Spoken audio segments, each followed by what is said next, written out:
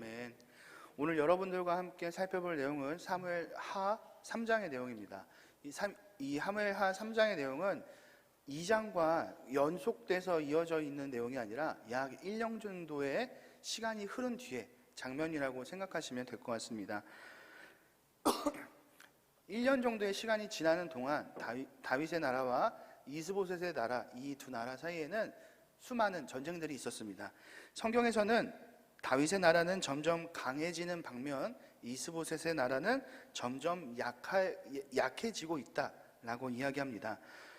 2절에서 5절에는 또 다윗의 아들들에 대한 기록을 우리가 성경을 통해서 볼 수 있습니다.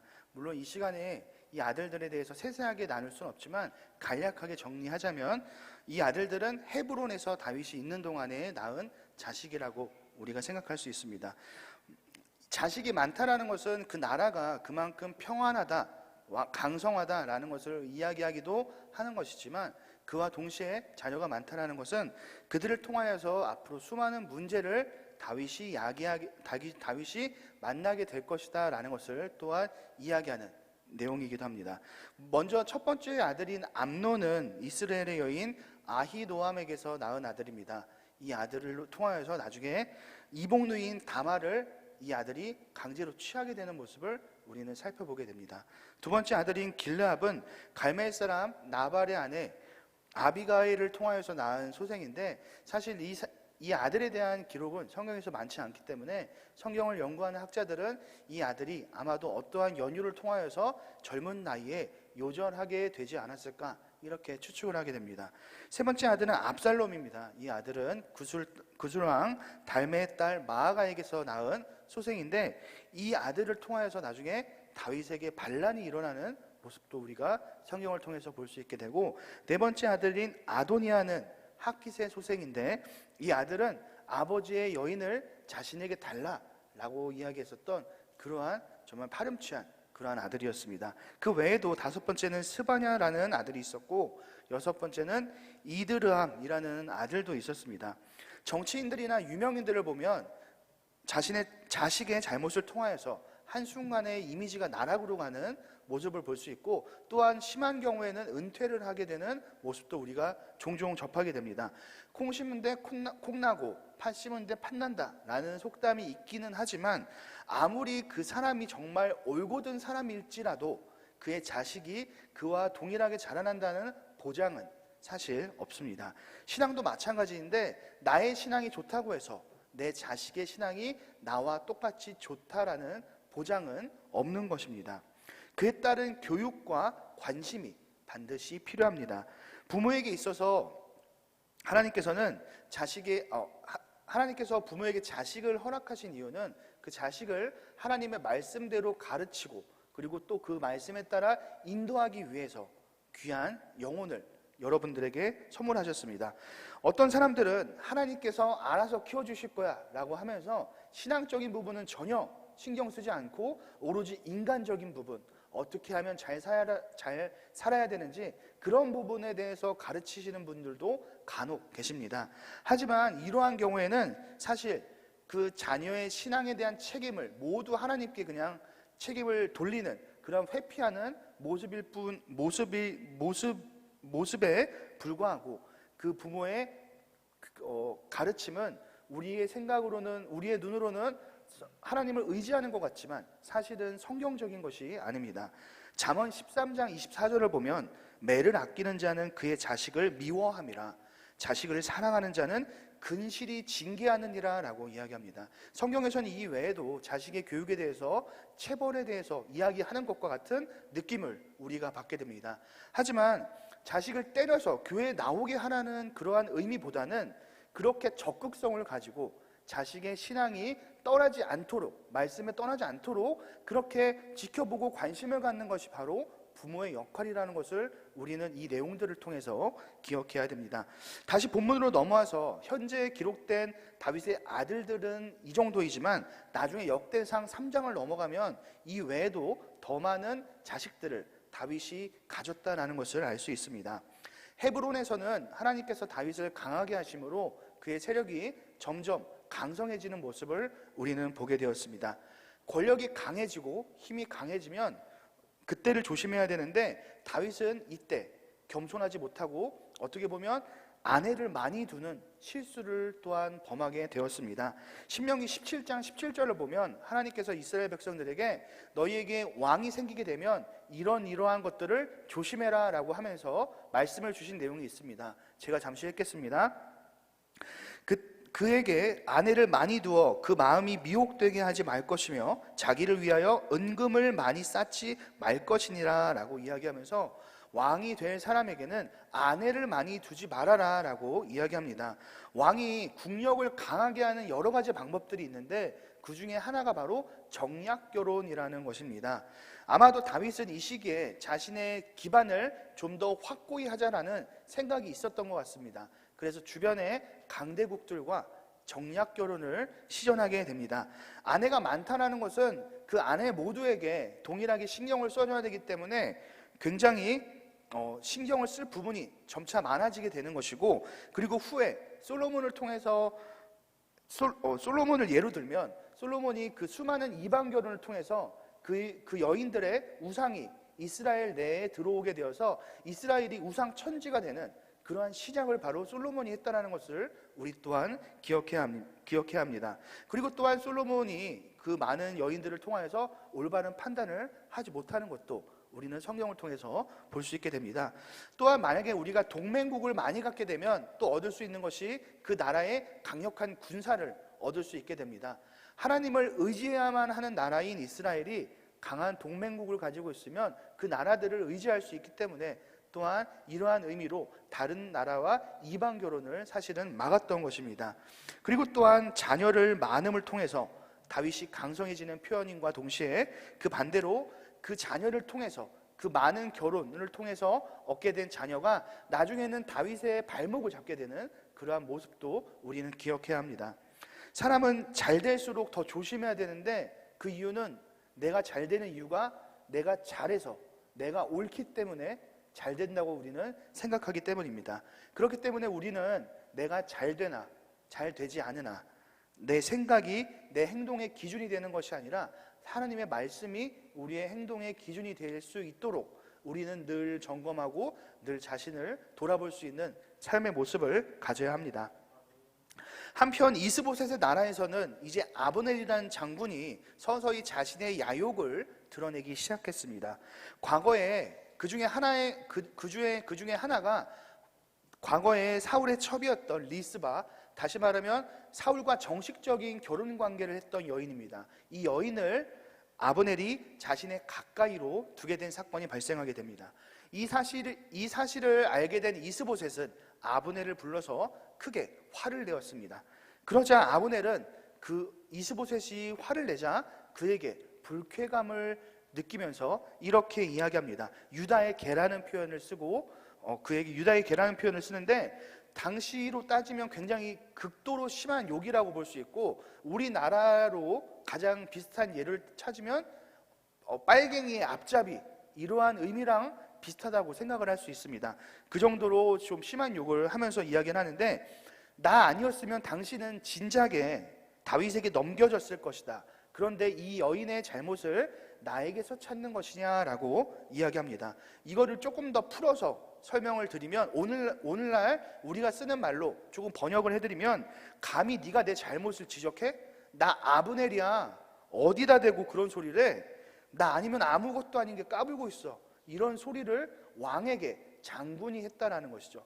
그렇기 때문에 어떻게 보면 왕이 더 위에 있고 장군이 그 아래에 있는 것이 우리의 생각이지만, 사실 이스보셋의 나라는 그 반대로 장군이 왕의 머리에 있는 그러한 나라라는 것을 우리가 알 수 있습니다.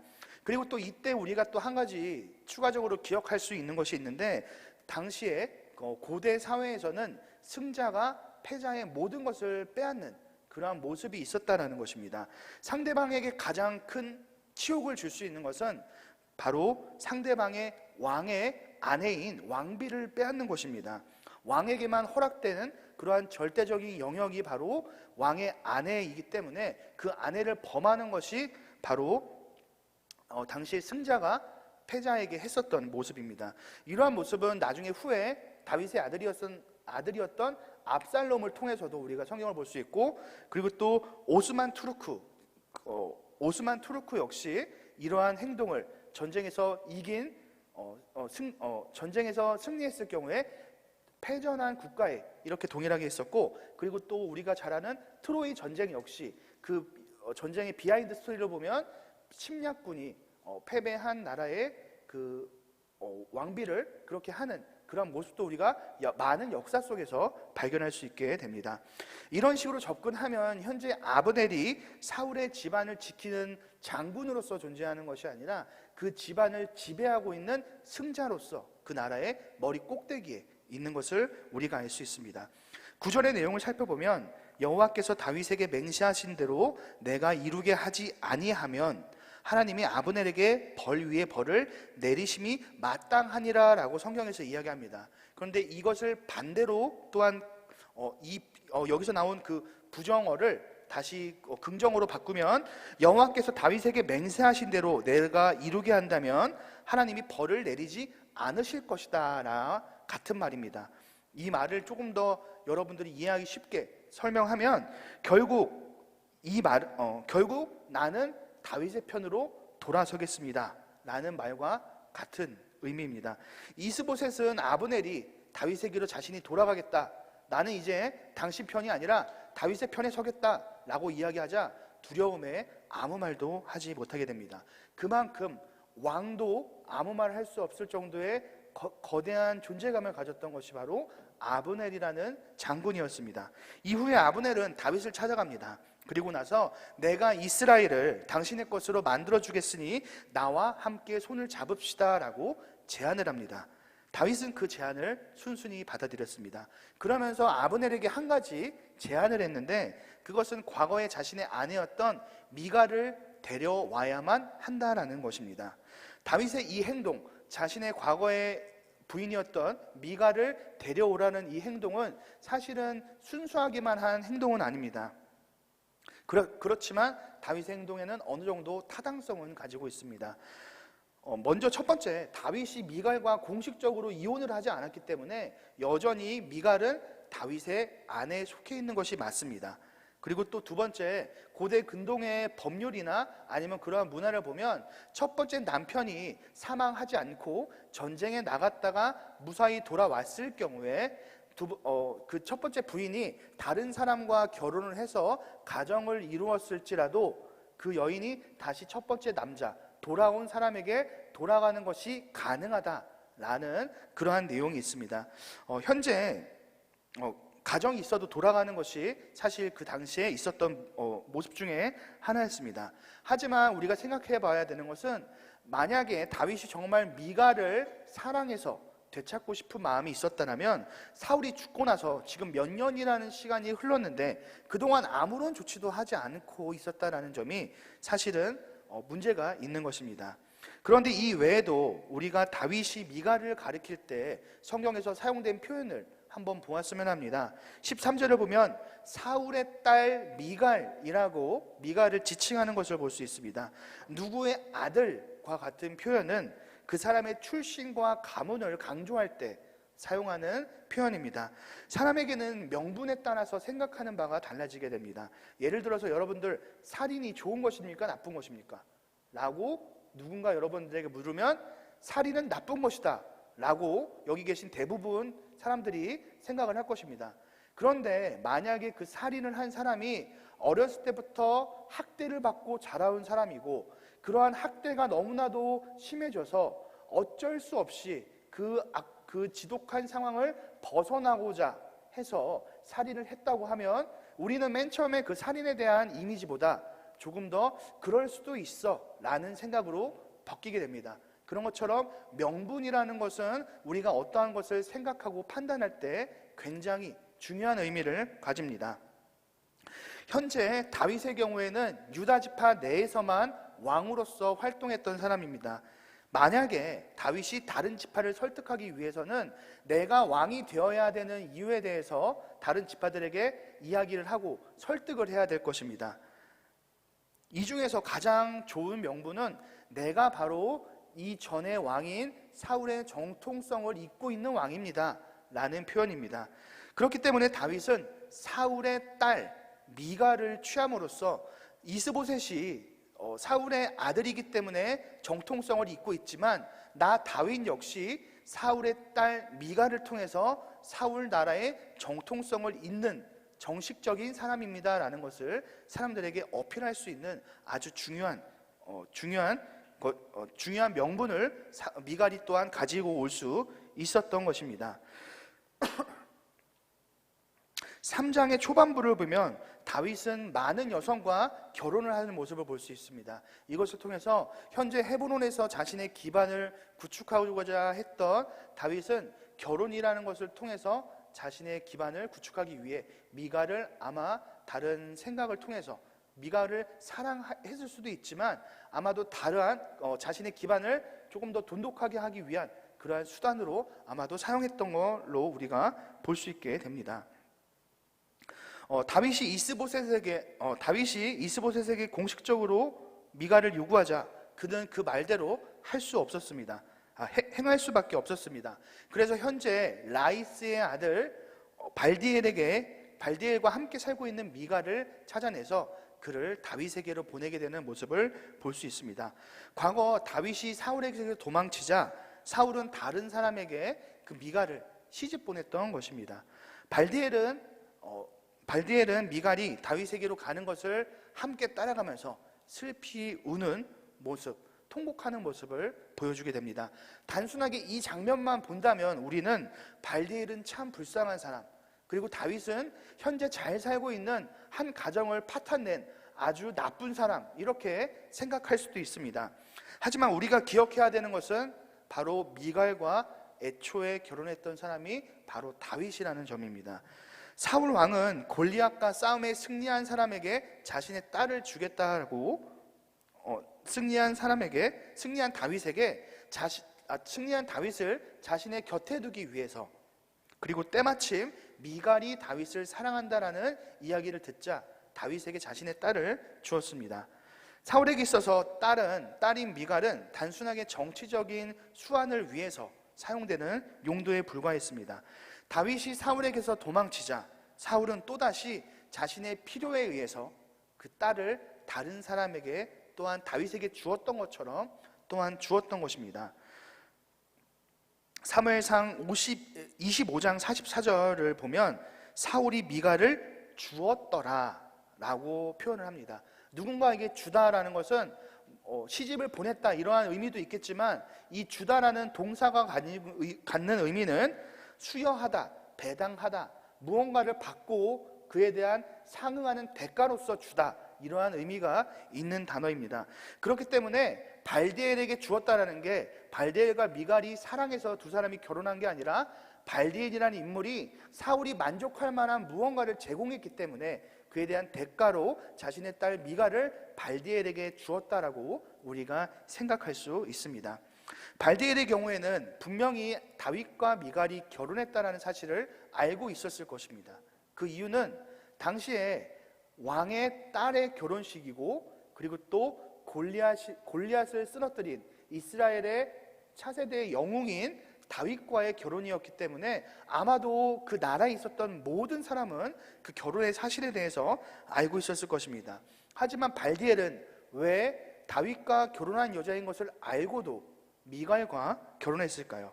그 이유는 우리가 오늘 본문을 통해서 추론할 수 있는데, 현재 이스보셋의 나라에서 일어나고 있는 그 사건은 아브넬이 사울의 첩인 리스바와 가까이 하는 그러한 관계입니다. 이 내용을 통해서 우리가 이 내용을 다시 한번 살펴보면, 아브넬이 그 여인을 취함으로써 나는 사울보다 높은 사람이다, 이 나라에서 나를 막을 사람은 아무도 없다, 자신의 권세를 나타내는 모습을 우리가 보게 되었습니다. 그리고 또한 그 나라에 속해 있는 발디엘 역시 아마도 그러한 모습이 동일하게 나타났다고 생각할 수 있습니다.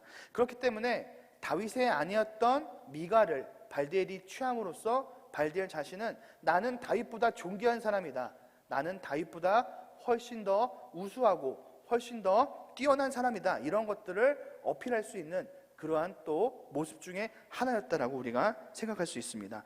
이러한 경우라면 발디엘이라는 인물은 비련의 주인공처럼 그렇게 슬퍼해야 되는 인물이 아니라 자신의 것이 아닌 남의 것을 탐했던 그러한 어리석은 자의 모습이라고 우리가 또한 이해할 수 있는 것입니다. 하지만 단순하게 발디엘의 모습에서만 이렇게 어리석은 모습이 나타나는 것이 아니라 오늘날 이 땅을 살아가는 저와 여러분들의 삶 속에서 역시 발디엘의 모습이 동일하게 나타나고 있습니다. 내 것이 아닌 것을 쫓는 사람의 마지막은 아마도 이러할 것입니다. 역사상 가장 지혜로웠던 왕이라고 불리는 솔로몬은 자신이 기록한 전도서의 마지막에 이렇게 기록하고 있습니다. 이래 결국을 다 들었으니 하나님을 경외하고 그의 명령들을 지킬지어다. 이것이 모든 사람의 본분이니라. 하나님은 모든 행위와 모든 은밀한 일 선악간에 심판하시니라 라고 이야기합니다. 인간의 본분, 모든 사람의 본분이라고 얘기했던 것은 인간이 해야 되는 그 모든 것, 책임, 전부를 이야기합니다. 그런데 그것이 무엇이냐고 솔로몬이 이야기하냐면 바로 하나님을 경외하고 그 명령을 지키는 것. 이것을 행하지 않으면 하나님의 명령을 따르지 않고 그리고 하나님을 경외하지 않는 사람은 아무리 많은 것을 했더라도 그가 노력했더라도 그는 사람의 본분을 다한 것이 아닙니다. 하지만 우리가 이 세상을 살면서 많이 부족한 삶을 살지라도 만약에 우리가 하나님의 명령에 따라서 살아가고 하나님을 경외하는 삶을 살아간다면 우리는 우리가 지음받은 그 본분을 완수했다라는 내용이 바로 솔로몬의 말입니다. 모든 행위와 그리고 선악간에 모든 행위와 모든 은밀한 일을 선악간에 심판하신다는 하나님의 말씀은 무엇이냐면 인간이 그 책임대로 그 지어진 그 본분대로 살았는가 아닌가 그것을 우리에게 그것을 마지막에 판단하신다라는 것이고 그리고 마지막에 우리를 통해서 보시는 것은 당신이 하나님을 경외하는 삶을 살았습니까? 당신이 하나님의 말씀에 따라 살아가는 삶을 살았습니까? 라는 것을 보시는 것이고 그러한 행동을 하는 사람은 바로 예수 그리스도를 믿는 믿음이 있는 사람에게 나타나는 모습이라는 것을 우리는 기억해야 됩니다. 아무리 우리가 이 세상을 살면서 내가 열심히 최선을 다하는 삶을 살았다고 할지라도 그의 삶이 결코 옳은 삶이었다라고 우리는 말할 수 없습니다. 우리 잠을 하루에 3시간씩 자면서 열심히 일을 하고 내 행복을 위해서 다른 사람에게 베풀기 위해서 우리가 아무리 열심히 살았다고 할지라도 그 사람의 삶이 온전한 삶이었다라고 우리는 절대 이야기할 수 없습니다. 시험을 볼 때 내가 아무리 열심히 공부했다라고 해서 그 사람에게 100점을 줄 수 있는 것이 아닙니다. 그 시험을 출제한 사람이 어떠한 의도를 가지고 출제를 했는지 우리는 그것을 알아야 되고 수업 시간에 뭘 배웠는지 우리는 기록해야지 실험에서 높은 점수를 맞을 수 있는 것입니다. 시험을 칠 때 내가 그냥 열심히 많이 썼다라고 해서 점수를 많이 받는 게 아니라 우리가 기록해야 되는 거, 핵심적인 거, 중요한 요점을 적어야지 점수를 받을 수 있는 것입니다. 발디엘은 미갈과 함께 살게 되었을 때 아마도 속으로 쾌재를 불렀을 수도 있습니다. 내가 생각한 대로 나는 다윗보다 위대한 사람이 되었구나. 이제 나는 왕과 특별한 관계를 가진 사람이다. 이제 나는 존귀한 사람이 되었구나 라고 기쁘게 생각했을 수도 있습니다. 하지만 이렇게 영원할 것 같았던 순간은 어느 순간에 마무리가 되었습니다. 그리고 그 끝을 맞이하게 됩니다. 그리고 그 끝에 발디엘에게 남은 것은 아무것도 없습니다. 그냥 자신의 곁에서 떠나가는 미갈을 바라보면서 그를 따라가면서 슬피 우는 모습만 발디엘에게서 발견할 수 있게 됩니다. 우리의 인생도 너무나도 이와 같은 것 같습니다. 내가 허무한 것을 쫓고 그리고 또 내가 하고 싶은 대로 사는 것이 이 세상을 살아가는 우리에게 있어서 너무나도 당연해 보이지만 그리고 또 좋아 보이지만 그리고 이 세상을 살기에 이 세상에서 내가 즐기면서 살기에도 우리의 인생이 너무나도 짧은 것 같지만 그리고 머리 아픈 성경 너무 귀찮은 성경을 보는 게 우리의 시간을 너무나도 뺏어 먹는 것 같고 그리고 또 너무나도 귀찮고 우리의 인생에 있어서 조금 도움이 안 되는 것처럼 우리가 느껴질 수도 있지만 교회 나와서 예배드리고 그리고 내가 하고 싶은 대로 살지 못하는 삶 교회 나와서 우리가 신앙생활하면 하나님의 말씀대로 살아야 되기 때문에 우리가 하고 싶은 것을 모두 다 하면서 살 수 없습니다. 그리고 또 절제해야 되는 삶을 살아야만 하는데 마치 이러한 모습이 미련해 보일 수도 있습니다. 적당히만 하면 되지 뭘 그렇게 열심히 신앙생활을 해 이런 마음이 우리에게서 들 수도 있습니다. 그런데 성경에서는 우리의 인생은 영원하지 않고 그 끝은 언젠가 존재한다고 분명히 이야기하고 있습니다. 그리고 그 끝을 준비하지 못한 사람은 영원한 심판을 받게 된다는 것이 성경에서 우리에게 증언하는 내용입니다. 우리의 삶이 지금 이 순간에는 내 것인 것처럼 우리가 생각이 들지만 사실 우리의 삶 역시 내 것이 아니라 하나님의 것입니다. 우리에게 잠시 동안 맡겨진 것이기 때문에 우리는 내 삶을 내 만족대로 사는 것이 아니라 하나님의 뜻대로 살고 다시 우리가 하나님께 돌려드려야 되는 것이 이 땅을 살아가는 우리가 가져야 되는 삶의 모습입니다. 우리의 삶은 잠깐 동안 살다 가는 그런 나그네의 삶과 같기 때문입니다. 내 것이 아닌 것을 소유하기 위해서 열심히 노력하고 수고했던 그러한 발디엘의 모습이 우리의 삶이 되지 않기를 원합니다. 그리고 또한 우리에게 주어진 일들을 완수함으로써 하나님께 마지막 날에 칭찬받을 수 있는 저와 여러분들이 되시기를 간절히 소망합니다. 기도하겠습니다.